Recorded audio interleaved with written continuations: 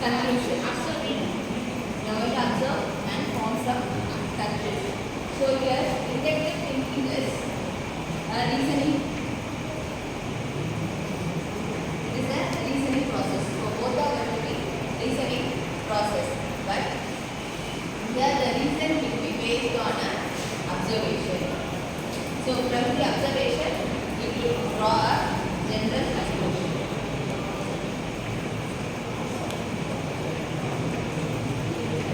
So that part is called as inductive thinking. That is, you will observe something, whatever is happening, and then you will form a general conclusion. Okay? Okay. What is inductive thinking?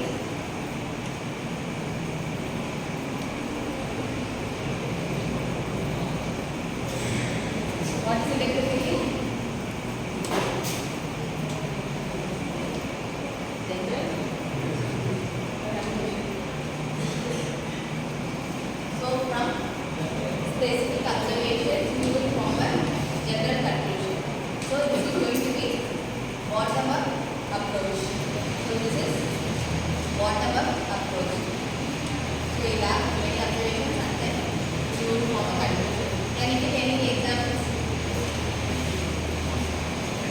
for this? Any example? Quiz. What example?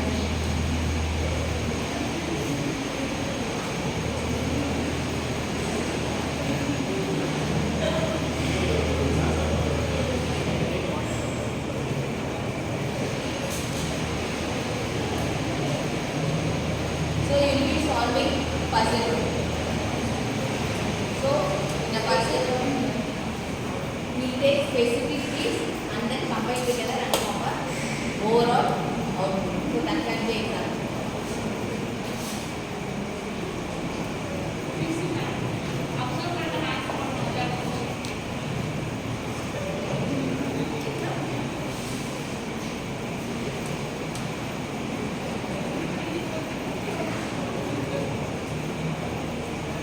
So this is bottom-up approach. So then you will be forming generalizations and then the final form like the speaking predictions. For example, you have seen 100 dogs and all those dogs are white in color. What will you predict?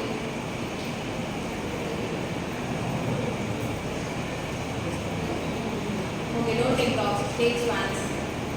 You have seen 100 duck, take duck. So you have seen 100 ducks from your birth till now. All are white in color. Automatically what will your prediction be? What will your conclusion be? Ducks are white. But is that true when it comes to real life? No.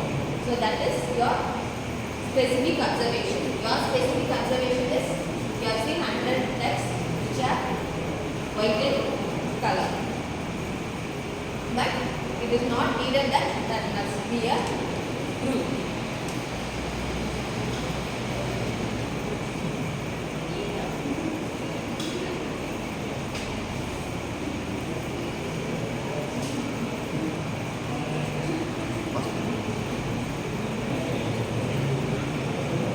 Content pure.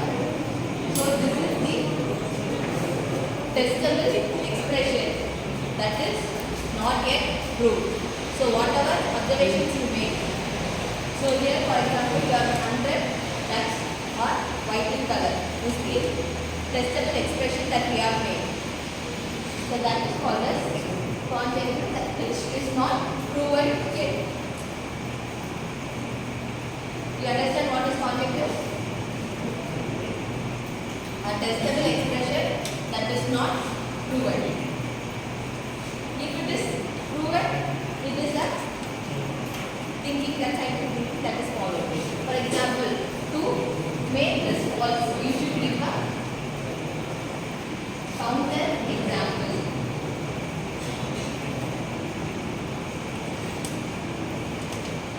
example, I am saying that all the negative numbers are positive. So I am giving that statement. So that is my conjecture. Is that true? All the negative numbers are positive.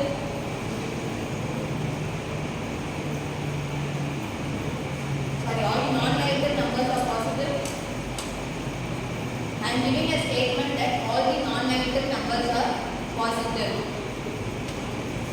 Non-negative numbers. Is that true? True. Sure.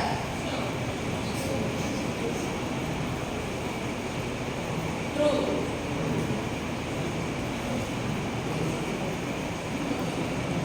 Is 0 a non-positive number?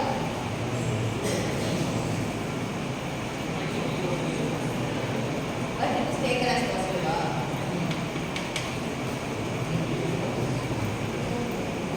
Maybe I may be telling it wrong. If you are saying, I will rectify it.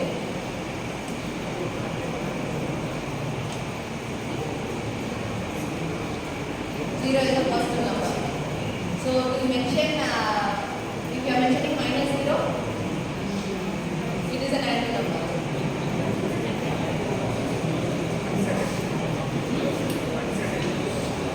Sorry? Uncertain. So that cannot be a positive or a negative. So is my statement correct? No. Yes or no? So that is a counter example. So I am giving a expression and giving a conjecture and you are opposing it. So that opposing point is called as counter example. So I am saying all the prime numbers are odd. True? What will be the counter example you will be giving me? Counter example means you have to justify it. 2 is a even number. So my conjecture will be all the primes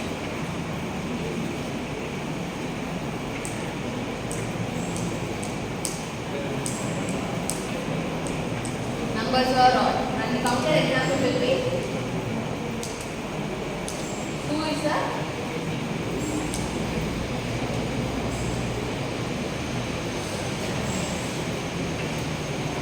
an even number.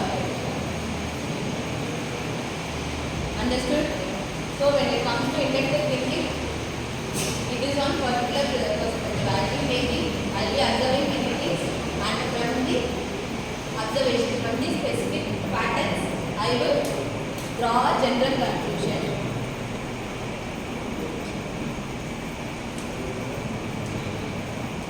So my mother is drinking coffee every day at morning 11 o'clock. So my conclusion will be that every day she is drinking coffee. But that may be either true or false. That depends upon her mood. So this part is from your overall observations. You may draw a specific conclusion.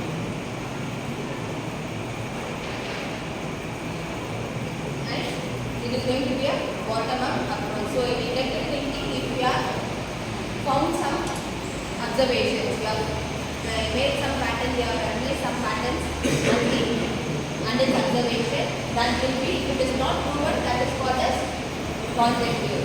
And to prove that is false, I am giving a counter example. It is not needed that in every case it is false. It may be true also. So it is purely based on the observation. So I am new to this college. I don't know any rules. I don't know what is happening here, nothing. And at sharp at 10 o'clock the bell is ringing. So I have noticed this for 4 days. Then what conclusion I will come? So bell will ring every day at 10 o'clock. So that is true. So it may may be true or false. To prove either it is true or false, we have to make the conclusion. So my observations may be correct, may be incorrect. Clear with deductive thinking?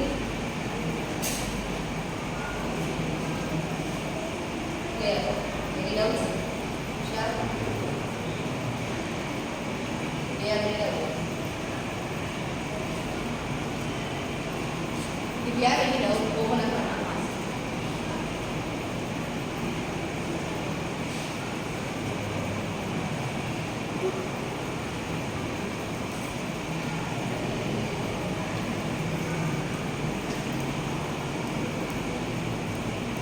Next is deductive thinking. So it is, as the name suggests, it is that process. First, it is going to be a top-down approach. So what will a detective do?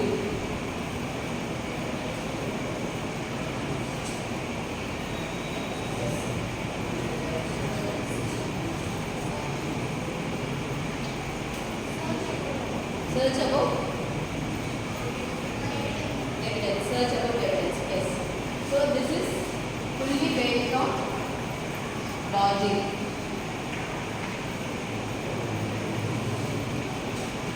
You will take general observations. You take general conclusion. You take general observations and then make a specific conclusion. So this is general conclusion. That will be more specific. So that is fully based on your logic and evidence. For example, a bag is missing in your class. What will your thinking be? First, what will you do? Will you directly search for evidences? No. Then what will you do?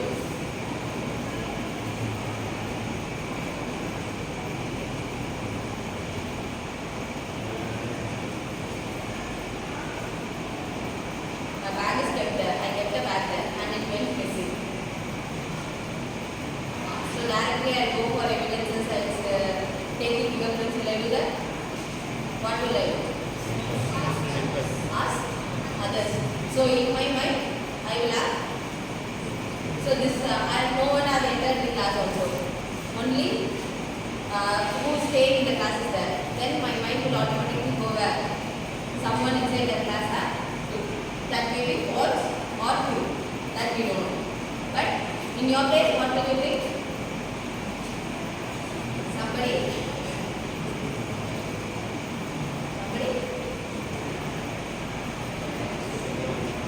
Somebody in the room have taken it. With that, I will be start searching for evidences. So I will make some conclusion. So if someone is in the class, someone outside the room, a person has entered, and then after that it went missing. So I will then suspect that person. First, I will make some conclusion, some general conclusion, and then with that point, I will start navigating and finding answers and find evidences for that. So while finding the evidences, I may get other new ideas also. So my conclusion may be wrong. Then I work on it and then find the evidences and draw a conclusion. Okay. So for example, you are in a museum. So in a museum, a painting which cost maybe more than crores is missing, and it is just sealed properly, it is locked, everything is perfect, and it went missing. What will I do? What will a detective think? CCTV, directly will go to CCTV camera. Sure. So the glass is not broken. The glass is not broken, but the painting is missing. Will it be that someone who comes from outside has stolen it? No. Automatically he will think that who has the key, who is very familiar with securities, have taken it. That will be his conclusion, and then from that point he will start searching the evidences. He'll go check the CCTV camera, ask the securities, and goes. So that process is called as deductive thinking. So first, here in this bottom-up approach, bottom is where you will be looking for observations and then finally you will draw a conclusion. Here in your mind you will have something and then start looking for that.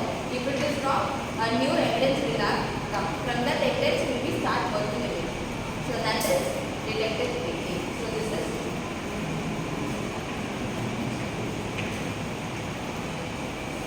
top-down approach. So our best example for this can be a crime scene. So first, when a murder is done, they'll be thinking what is the motive for that murder, what has happened, who would have done it, and then from there they will start taking the evidence. So that is deductive thinking. So these are the different scientific thinking methods. Okay, in inductive thinking, what disadvantage we can face?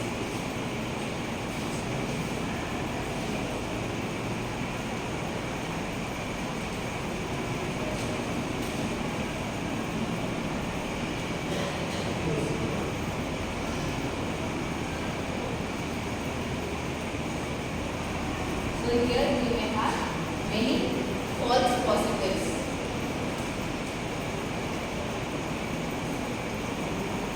To observe also the data may be less. So that it is more logic and most probably it will be correct. It will not have many false positives. Because that is purely based on the logic.